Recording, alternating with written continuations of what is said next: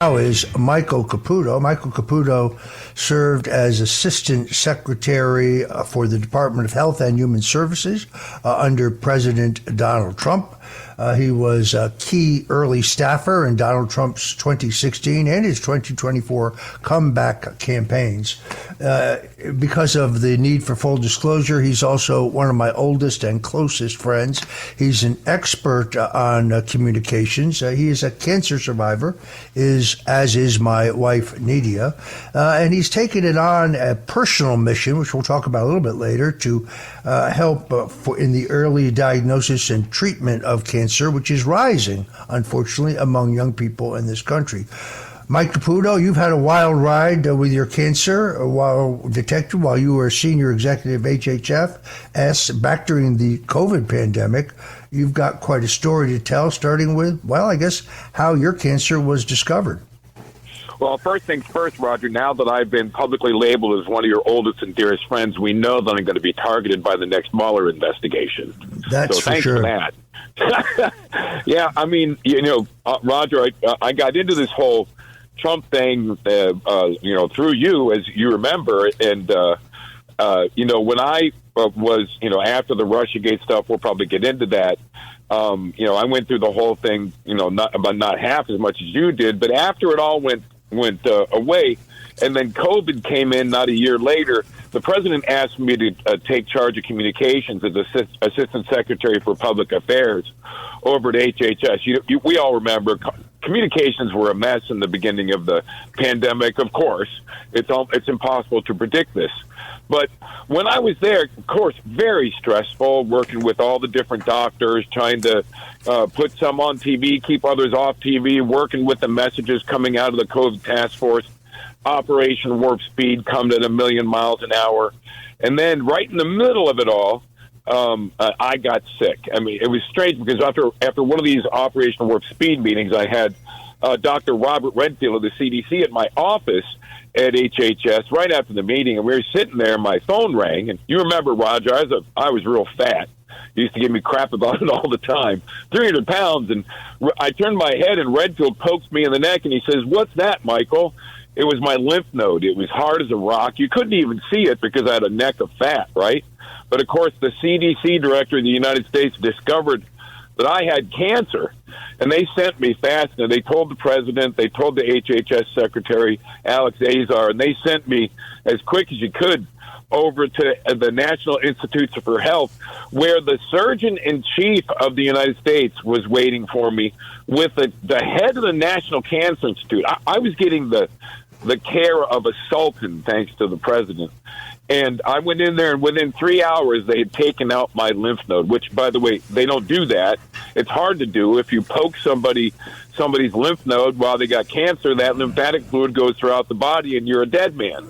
But the Surgeon-in-Chief of the United States knew how to do it. He took it out, and my life went into the crapper from there on. I had throat cancer. It was pretty well advanced. It's a stress-driven disease. As you know, Roger, Nidia's cancer was also stress-driven. And we were all under so much stress during that whole Russiagate stuff. And then COVID, how many Americans got sick, not even with COVID, just with the terrible maladies that were going around from the stress of it all. And I spent the next several months in the hospital. It was really quite something. But the one thing I remember more than anything, beyond how it affected my own body and my family, is I was going for every day, 36 days, for head and neck radiation treatments. And I met these 3 young kids that were going into the radiation unit every day. We all went daily.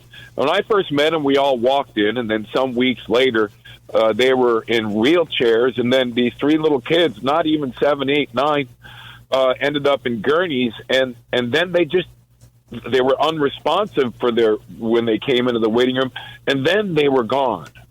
And I'll never forget, it just hit so hard that these little kids are getting sick with a cancer that shouldn't be passing through those ages. And the problem is, Roger, as you and I have talked about, we're focused on this.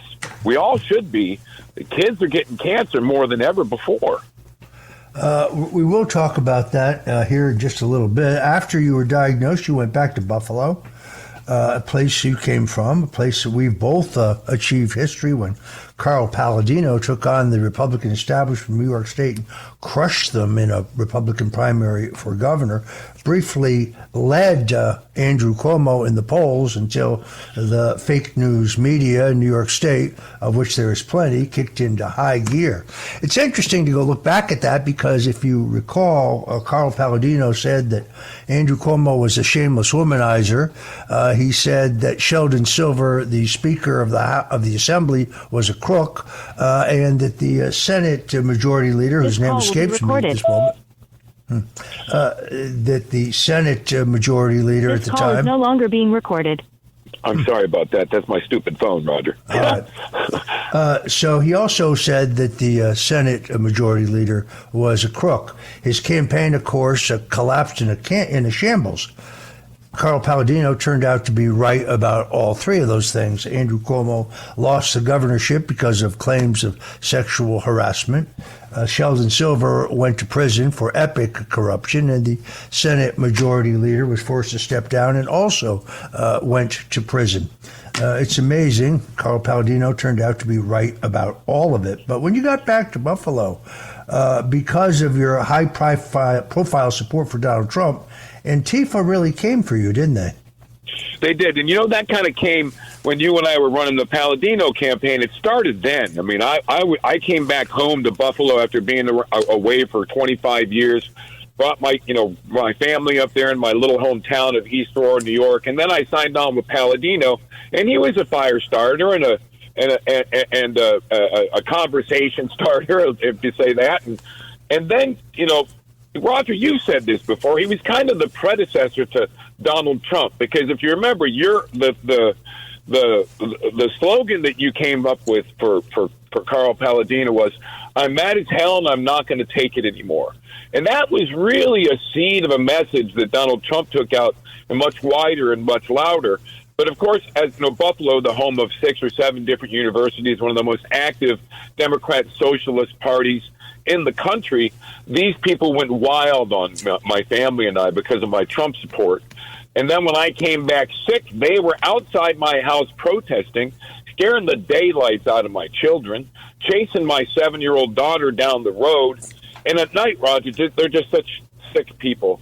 At night, when they knew I had to get sleep to recover from cancer, they would stand outside my house and throw pebbles at my window to keep me awake. Really sick people. And it kept going and going. Well, then, end of February, Roger, if you remember, suddenly I was met with, February 21, I was met with a no evidence of disease diagnosis. Again, it was a shock to all of us. They thought they had gone from my throat to my brain. But because the president made sure that I got operated on that day when they first discovered it, it never went to my brain. It was 4 inches away from my lymph node, and it didn't get to my brain, thank God, and thank Donald Trump and the great surgeons over at the NIH. But at February, when the president invited me and my kids and my wife to Mar-a-Lago after the diagnosis turned out real great, and I told him, he said, "How are things?" I said, "Well, the other day we found a torch on my front porch. They tried to burn our house down," and he just was shocked that little tiny East Aurora, New York, there was that kind of violence and intimidation going on. And we left, Roger, if you remember. It was a real hard thing for us to do. My hometown where I grew up. We left and we moved down to the center of the Everglades, this little town called Ave Maria, a town of great faith, a Catholic town in the middle of the Everglades. And that's where I fell into bed and laid there and recovered. I mean, it was a wild ride. You're right. Well, Michael, look, I've experienced this myself. I bet I could match you death threat for death threat. But the good Lord has protected both of us and our families. Your recovery from cancer is nothing less than a miracle. It is due to the fact that you're redeemed in the blood of the cross. It is due to your faith. We both know that. The entire Russian collusion hoax was an incredibly stressful thing for both of us. It's interesting because I think we both testified under oath that we had never met with any Russians, and then we both recalled a meeting with a man who called himself Hank Greenberg. You had actually, I think he contacted you first. He insisted that he had vital information on Hillary Clinton that could be of value to the Trump campaign. You asked me to meet with him. I delayed quite a while before I did meet with him. And it was a very, very short meeting. He said, I have this information that's very damaging to Hillary Clinton. I think would really help Donald Trump. And I said, well, I'd have to see it first to see if it has any value. He said, well, that's going to cost you $2 million. And I said, hey, you don't understand. I don't have $2 million. And if I did have $2 million, I wouldn't spend it on opposition research. And he said, it's not your money I want, it's Donald Trump's money. And I said, well, you really don't understand Donald Trump. He's not paying $2 million for information on Hillary Clinton. So Mr. Greenberg, which is, of course, not his real name, this meeting is over. And I left. And as you know, we found out shortly thereafter that Hank Greenberg, I think you know his real name, he was a Russian national, convicted of violent crimes in Russia, only allowed in the United States because he was an FBI informant. And his visa had been signed by the head of the FBI office in Miami. He was there to set both you and I up, but I didn't take the bait. When you go to Robert Mueller's final unredacted report, which we had to fight with the judge to get, and ultimately it was only made public because BuzzFeed sued the Justice Department. They reduce the references to Mr. Greenberg to one sentence, saying Stone met with Greenberg, who was not an agent of the Russian government. They failed to mention that Mr. Greenberg was an FBI informant, that they ran in on both of them. Michael, young Americans are being diagnosed with cancers at rates that defy medical expectation and public assumption. Cancers, once considered diseases of old age, are now appearing with startling frequency in adolescents, 20, 30, others. This is not a blip. Seems to be a national alarm bell signaling that our current screening system is missing a generation. So while the U.S. debates marginal adjustments to decades-old guidelines, young lives are being lost to cancers that, if we could detect earlier, could be cured, but only if we look. What's going on here, Michael, and what is the answer? Well, you know, Roger, this is really perplexing for me, and I first discovered it watching children die in the hospital, you know, while I was waiting in line for my cancer treatments, and they were too. And it really comes down to this. We are working with an outdated system. You know, Roger, they never even ask people if they've got symptoms of cancer, never even screen you until you're 40. And so many of these cancers that are appearing in younger and younger people, many, you know, children, as well as a lot of adolescents and young 20s, it's never really saw it before. And now we lead the world in these kinds of cancers, certainly in the first world, and it's really outrageously. I want to say stupid, but it's not. It's rather silly that we don't do what it takes. And Bobby Kennedy certainly understands that earlier diagnosis is really an important part of it. You know, we have the colonoscopy and pap smears. These allow us to detect, you know, changes in the body before cancer even forms.